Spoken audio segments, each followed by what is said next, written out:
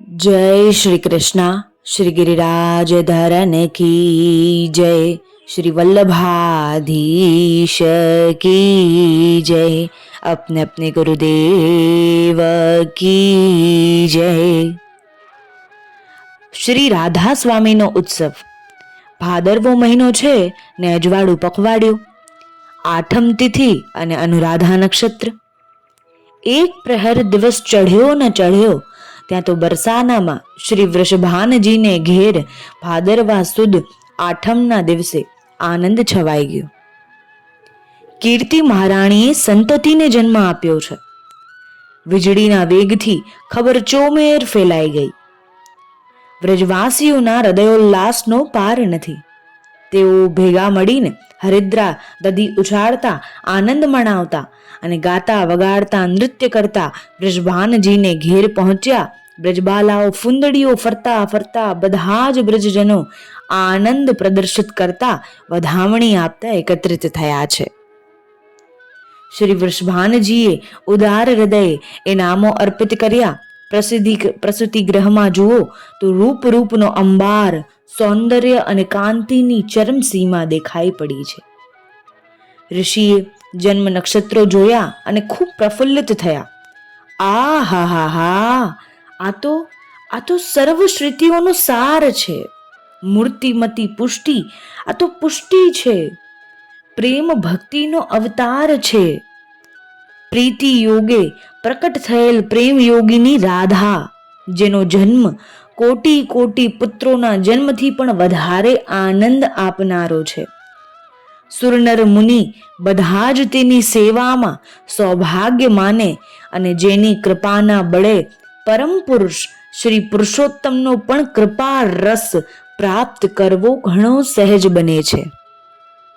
પણ આ શું આ જન્મેલ બાલિકાના બંને નેત્રો તો બંધ છે, જેમ કે જાતે નિમિલિત નયના, જાણે કોઈના ધ્યાનમાં નિર્મગ્ન થઈને ધ્યેયને સન્મુખ આવતા આનંદમાં નિમગ્ન ન થઈ હોય એવી દેખાઈ પડે છે.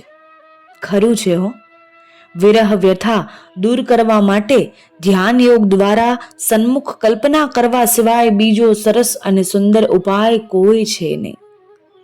શ્રી રાધાને અધરે સ્મિત વ્યાપી રહ્યું છે, છતાં નયન તો નિમિલિત જ છે, જેમ કે કોઈના ધ્યાનમાં બંધ હોય, મગ્ન હોય.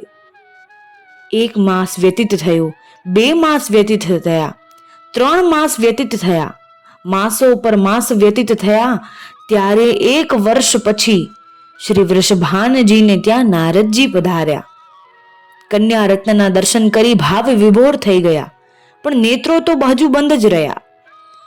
નારદજીએ રાધા સહસ્ત્ર નામ, રાધાષ્ટકમ, રાધા ઉપનિષદ ઇત્યાદિથી એમની સ્તુતિ કરી, પરંતુ હજુ નેત્રો તો બંધના બંધ જ રહ્યા. ને પછી ઋતુઓ પર ઋતુઓ ગઈ. પૃથ્વીએ સૂર્યની પ્રદક્ષિણા જાણે પૂર્ણ કરી લીધી હોય, છતાં શ્રી રાધાજી તો નિમિલિત નયના જ રહ્યા. શ્રાવણ માસના કૃષ્ણ પક્ષની આઠમ આવી. નિશ્ચિત સમય થયો. કંસના કારાગારમાં ઘોર અંધારી રાતમાં શ્રી દેવકીજીના ગર્ભથી બાળક જન્મ્યું. આખી જેલમાં પ્રકાશ થઈ રહ્યો. માતા પિતાના બંધનો તૂટ્યા. બાળકને મસ્તક પર ધારણ કરી પિતા શ્રી વસુદેવજી ઉન્મુક્ત જેલ દ્વારે મૂર્છિત થયેલ પહેરેદારોની અવસ્થામાં ચાલ્યા. યમુનાના પૂર પાર કરવા લાગ્યા. શ્રી યમુનાજીએ બાલકના ચરણ સ્પર્શ કર્યા, પછી જ આનંદિત થઈ માર્ગ આપ્યો. બાલક નંદજીને ઘેર યશોદાજીની ગોદમાં મુકાણું અને બાલકનું જાણે પરિવર્તન થઈ ગયું. બાલક બોલી ઉઠ્યો, આધે આહે. શું એ રાધે શબ્દનો ઉચ્ચારણ થયો? હા, એ તો રાધે શબ્દનો ઉચ્ચારણ થયો. આ તો થઈ નંદગામની ઘટના. પહેલી બાજુ ગોકુલના મંદરલાઓની ધ્વનિ સાંભળી વૃષભાનજીને ઘેર શ્રી રાધાજીની આંખો ખુલી, શ્રી રાધાજીના નેત્રો ઉઘડ્યા અને આનંદ ભેર કિલકિલાટની સાથે શબ્દો પ્રગટ્યા. એ તો શ્યામનું જ ઉચ્ચારણ હતું, જાણે રાધે શ્યામ ની પ્રતિધ્વનિ બ્રજના તરુ અને લતાઓના પાનોમાં થઈ રહી હતી. વાતાવરણ વ્યાપ્ત થઈ રહ્યું. રાધે શ્યામ સર્વત્ર વાતાવરણમાં ફેલાઈ ગયું. શ્રી વલ્લભાચાર્યજી રાધાજીને સ્વામિનીજીના નામથી સંબોધિત કરે છે. એટલે આપણે આજે શ્રી સ્વામિનીજીનો, શ્રી રાધા સ્વામિનીજીનો ઉત્સવ મનાવવામાં આવે છે. આજના દિવસે શ્રી રાધાષ્ટમીના શુભ અવસર પર જન્માષ્ટમીનો જ બધો સાજ ચડાવવામાં આવે છે. આજે ઢાઢી લીલા પણ ગવાય છે. જ્યારે પ્રભુનું પ્રાકટ્ય થયું ત્યારે નંદરાયજીને ત્યાં બધી જગ્યાએથી જાત જાતના કલાકારો પ્રભુના દર્શન અને ગુણગાન કરવા આવ્યા હતા. એમાં પ્રત્યેક ભક્ત, જે લોકોએ જુદા જુદા વેશ પરિધાન ધારણ કરી અને પ્રભુના ગુણગાન કરવા આવ્યા હતા. શ્રી નંદરાયજીએ ખૂબ ઇનામો આપ્યા હતા. એ રીતે જ આજે પણ પુષ્ટિમાર્ગીય મંદિરોમાં ઢાઢી લીલા થાય છે.